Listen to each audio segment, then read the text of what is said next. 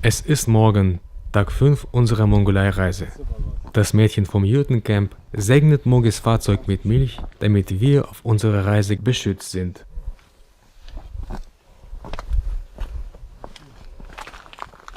Auch am Vortag wurde die Milch rituell eingesetzt. Bei der Willkommenszeremonie durfte jeder von uns aus einer Schale mit Milch trinken. Ja, cool.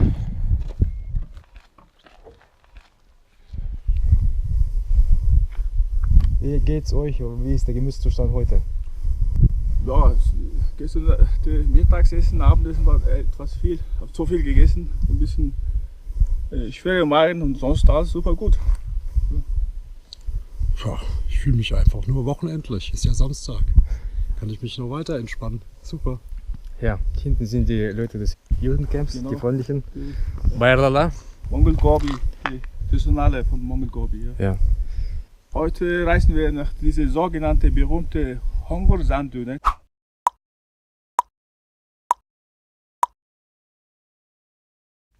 Von hier etwa 160 Kilometer weit. Cool. Ciao, auf Wiederschauen. Tschüss. Da ist er.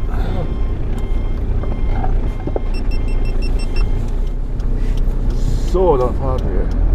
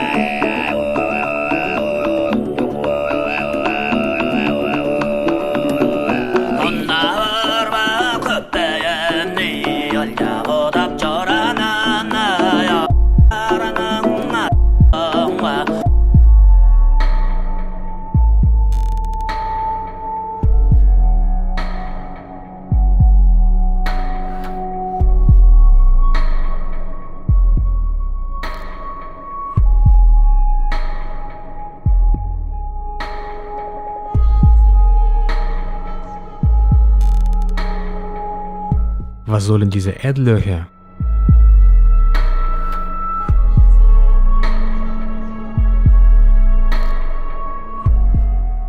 Das sind die Ergebnisse der Arbeit der Ninjas. Aber eins nach dem anderen. Die Bedeutung des Bergbaus ist explodiert, seit Mongolei in 1990 dem Kommunismus den Rücken gekehrt hat. Im Laufe der Jahre setzte der industrielle Bergbau klaffende Löcher in die Landschaft, holte alles, was möglich, raus und zog weiter. Die Einheimischen fingen an, die offenen Gruben abzuschaben, um zu nehmen, was die Unternehmen übrig ließen. Bewaffnet mit rudimentären Werkzeugen höhlen sie die Steppe auf der Suche nach seiner wertvollsten Mineralressource aus: Gold. Nach der Schätzung der mongolischen Regierung graben etwa 100.000 Mongolen, im Volk als Ninjas genannt, jedes Jahr illegal bis zu 5 Tonnen Gold aus. Der mongolische Goldrausch. Der Spitzname Ninja kommt von den grünen Schalen, die einige Goldgräber auf dem Rücken tragen, welche den Panzern der Teenage Mutant Ninja Turtles ähneln. Die Ninjas werden vom Gelände geleitet. Sie graben 1 Meter tief und, je nachdem was sie finden, bleiben sie oder suchen auf einem anderen Ort weiter. Ja, da ist natürlich die Not der Menschen und die ungerechte Verteilung des Profits der Bodenschätze. Das auf der einen Seite. Auf der anderen Seite ist die Zerstörung der Umwelt. Erst klauen sie das Gold und dann lassen sie ihr Müll in der Gegend liegen, nicht? Ja, leider.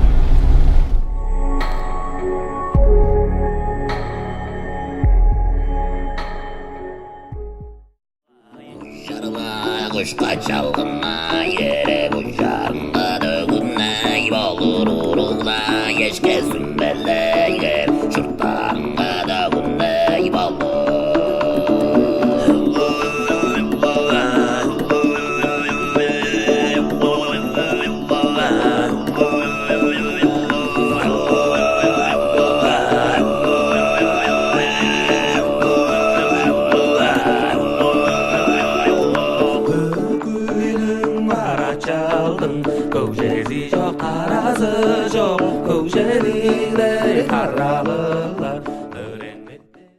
Da sind sie ja schon, die Honguren Els Sanddünen, das Highlight des Tages. Die Dünen erstrecken sich auf etwa 180 Kilometern und sind eine wandelnde Schönheit, denn sie sind immer in Bewegung. Sie erreichen eine Höhe von bis zu 200 Metern. Die Breite schwankt zwischen ein paar hundert Metern und einigen Kilometern. Die Dünen liegen am Fuß des Ich-Sevre-Gebirgszuges, der im Hintergrund sichtbar ist. Hinter den Bergen ist China. Wir fahren erstmal zum Jutencamp und knüpfen uns die Dünen dann am Nachmittag vor.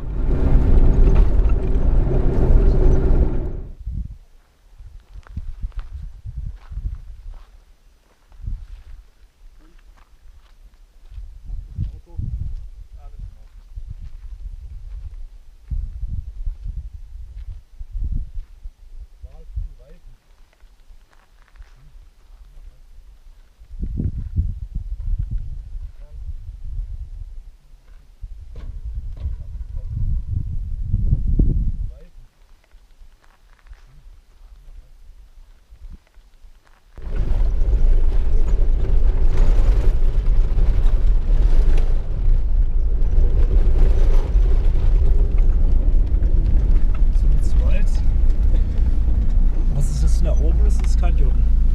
Ja, das ist schon, aber das sollte es sein, glaube ich. Ja.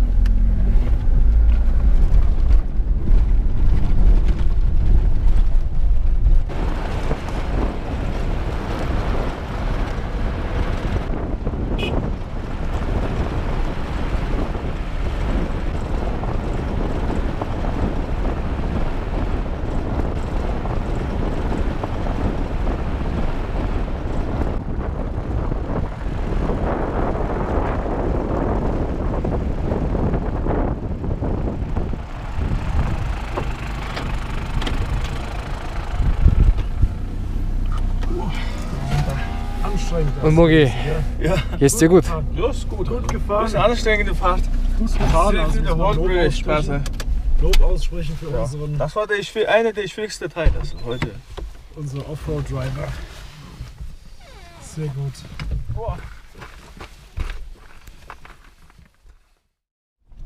Also, wir haben gerade unser Mittagessen hinter uns und jetzt geht's Richtung Sanddüne, wo wir, also ich und Peter, wo wir mit Peter zusammen auf dem Kamel Ja, genau. hinreiten werden. Und du wirst auf uns dort warten. Genau, ich wollte entweder euch abfolgen oder warte ich eine Strecke weit von euch. Irgendwo warte ich auf euch. Okay. Gut.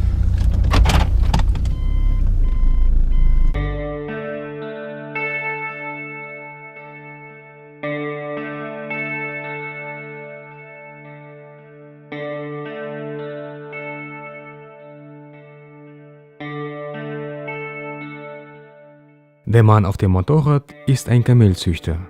Er wird uns heute seine Kamele ausleihen. Apropos Motorrad. Mittlerweile hat das Stahlross das natürliche Ross in der Mongolei ganz schön verdrängt. Die Nomaden halten weiterhin Pferde, aber wenige bewegen sich fort oder hüten ihre Tiere beritten in der herkömmlichen Weise. Der mongolische Nomade hat das Motorrad für sich entdeckt. Es kommt aus China, ist günstig und ist weniger anspruchsvoll auf der Arbeit als ein Pferd. Schade um die Tradition, aber so ist nun mal der technologische Wandel. Er ist unausweichlich.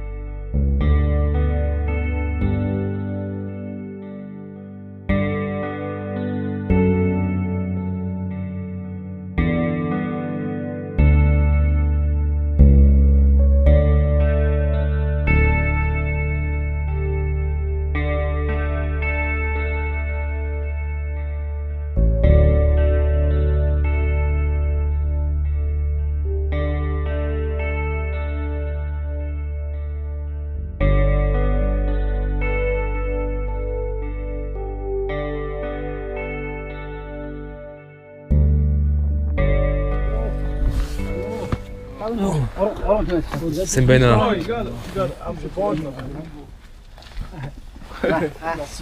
Ah, nein, okay. Gastgeschenk mitbringen müssen. Genau, ja. Hättest du uns sagen sollen. Ja, für Geschenk, ja. Ja. Später nach dem Breiten kannst du was hier. Egal. Nach dem Breiten. Ja, aber kommt ja auf die Bühne erst, oder? Ja. Wir haben ja nichts dabei, ne? Ja, ach so, ja. Habt ihr schon da gelassen? Ja, aber du hättest uns sagen sollen. Ach so, ja. Ja. Ich wusste auch nicht, dass wir unsere Familie besuchen will.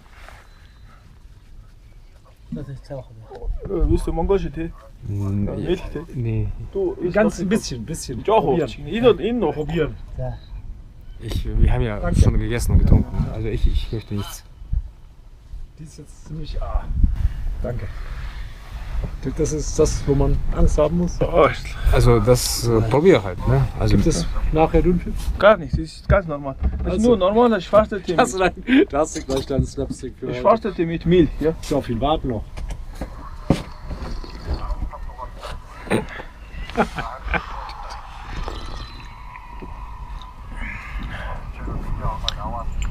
Oh, Tee, inderdaad. Oh, das ist Aru. ja, getrockneter Quark. Himmel Quark. Bayarla. Ziege. Ziege. Oh, Was ist das kleine da? oh, willst du mongolische Schnaps probieren? 10% ist gut. Oh ja. Ja, Ja, das ist ein Probieren. auch ne? Du auch? Ja. Ja. Das ist der mongolische Schnaps, produziert aus pur Milch, ja. Also, vergorene Milch. Aber ich sehe danach, komme ich keine Sehschwächen oder so. Gar nichts. So, was so eine Tüte irgendwo. Zum Trinken ist es sehr angenehm. Ist nicht so stark, Aber der Tee ist doch jetzt gar nicht so. nicht so schlecht, oder? Aber er mag nicht. Ich habe was anderes probiert. Wahrscheinlich war das zu fettig, was ich probiert habe. Nö, der ist jetzt so wie. Schmeckt wie Tee mit Milch, ganz normal. Ja. So viel. Oh, So viel, das singen wir zusammen, oder? ja, genau. Du musst alles austrinken, ja. Das ist dann so eine Tradition. Du lügst.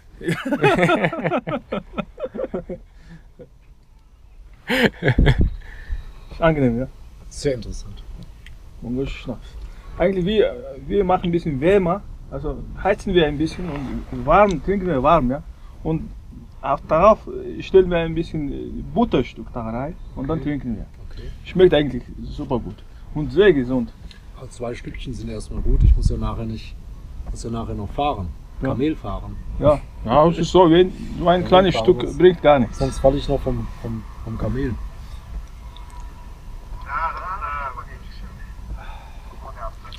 Gut, jetzt muss man so sagen, wir hatten eigentlich Gastgeschenk im Rucksack. Was wir sagen. Interessant. Er sagte, trink weiter, trink weiter. Danke. Bayarla. Oh, wie auch. Oh ja. Jetzt bleibt gleich der volle Gruppe. Ach, genau, in diesem Gebiet gibt es so eine Handwerker in der Mongolei sehr bekannt. Und die produzieren solche Schale aus Silber. Ja? Und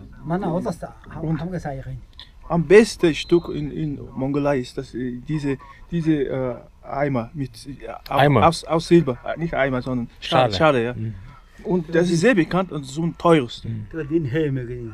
Genau. Den ist aus, wir nennen es aus Hivre. Hivre ist ein Sum. Und uralte Zeiten, so viele Zeiten haben hier gute Handwerker gelebt, ja. Und alle besten Stücke produziert. Also. So eine Silberschmucke und Schale und so. Wow. Reines Silber. Ah, ja, interessant. Ja, sehr interessant. Willst du nicht getrocknete Quark? Ich probiere mal so. Was sind das kleine da? Was ist das da? Ja, das ist nur mongolische Kuchenstück. Ja, ist doch gut. Wir nennen das Bau. Bau hat in Mongolei 2 Bedeutungen. Bau und Bau. Eine Bedeutung ist Bau, bedeutet einer ist das, also Penis. ja. Penis. Andere Bedeutung ist Penis. Andere Bedeutung ist Kuchen. Also 2 Bedeutungen. Das ist gleichbedeutend, ja. Ja, gleich Bedeutung. Aber nicht von der Funktion. Nö, nicht so.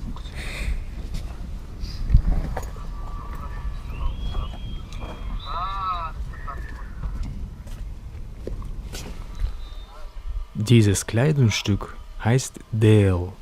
Der Mongolei-Reiseführer schreibt Folgendes darüber. Ich zitiere: Der Deel ist ein knöchellanges Gewand mit langen Ärmeln, einem breiten Brustlatz, der auf der rechten Seite geknöpft wird, einem Stehkragen und einem knallbunten Stoffgürtel um die Taille. Der Arbeitsdeel ist meist aus einem Baumwoll- oder Wollstoff gefertigt, der Festtagsdeel aus feingewebter und gemusterter Seide. Für den Winter kleiden die Mongolen den Deel inwendig mit Schaf- oder Ziegenfell aus. So ein Deel ist multifunktional. Er dient als Kleidungsstück und Brusttasche, als Decke oder blickdichter Vorhang beim Besuch der Toilette in der Steppe. Zitat Ende. Kann man ja auch brechen, so ein halbes, oder? Ja. So ein kleines Stückchen. Ja, okay, dann, es geht los. Das ist ja sehr intensiver. Ja. Das mit dem Rotwein. Echt, ja. Nimmst du das für mich mit? Nimmst du das für mich mit? Ja.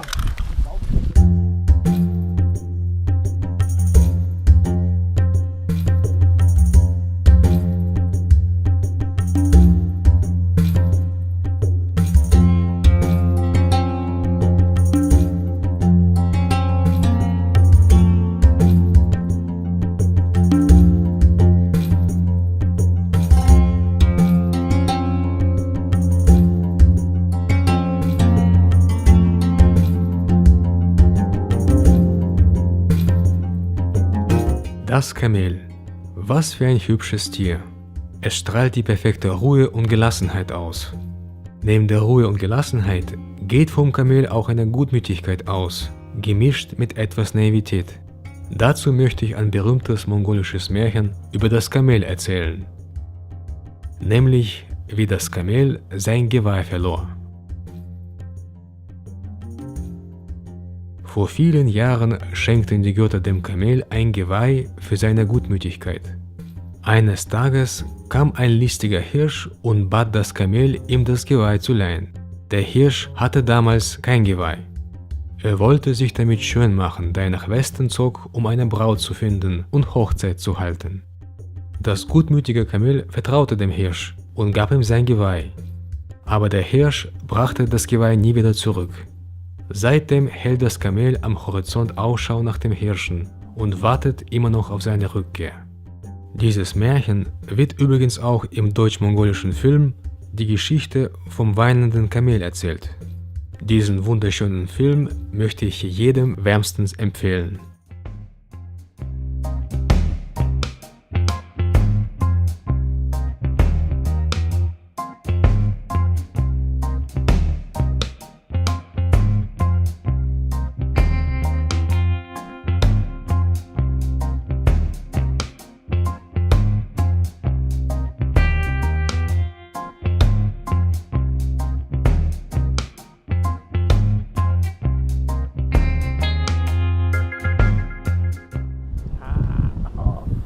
Zähne putzen musst du seine Zähne sprühen.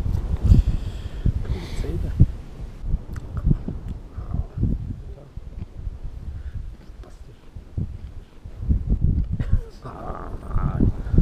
Das können wir heute Abend mal essen. Ja.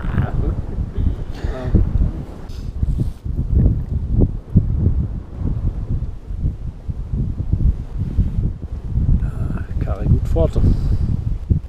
Hilft da. Kari gut Forte hilft da. Gegen was? Gegen Prostata-Schwierigkeiten. Jetzt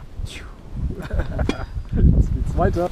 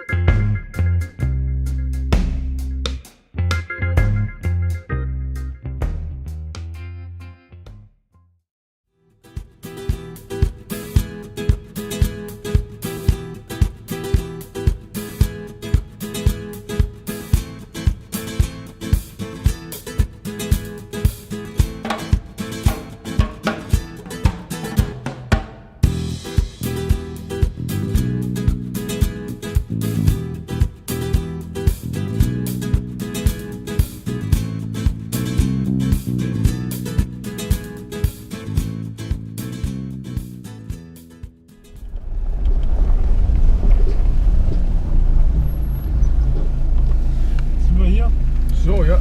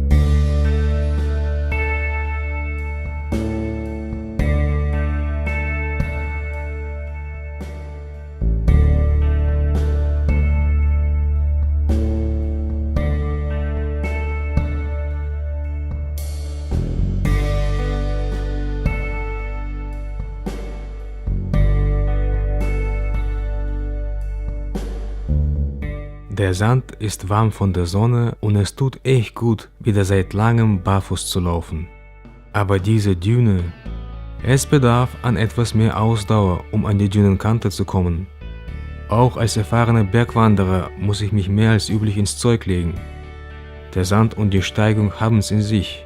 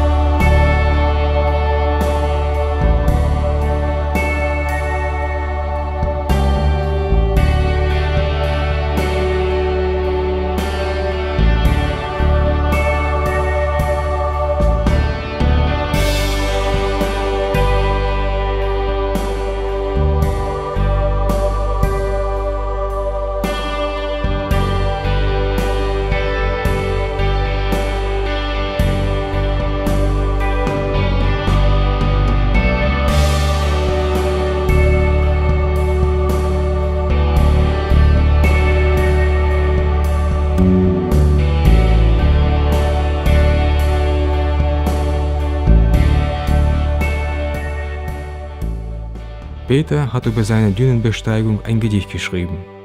Was soll ich sagen? Der Mann ist ein wahrer Poet. Hier ist das Gedicht Die Düne, geschrieben und vorgetragen von Peter. Da stehen sie, die ruhig kraftvolle Welle, rasselnd im Wind von Körnersand, den Decker getrieben von Ansporn mehr als von Verstand, die Natur zu fordern im Duelle.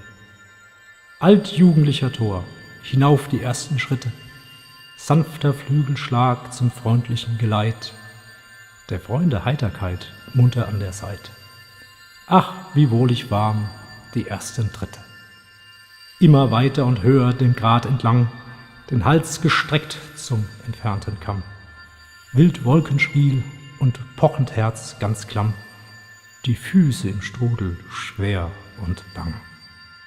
O Ziel, Horizont umwoben und unscharf fern, wirbelnd leichter Sand an schweren Gliedern, Naturgewalten mächtig Spiel erwidern, als Mensch und Teil des Ganzen gern. Fucking Düne, ich hab dich! Ich hab dich! Du Arschloch!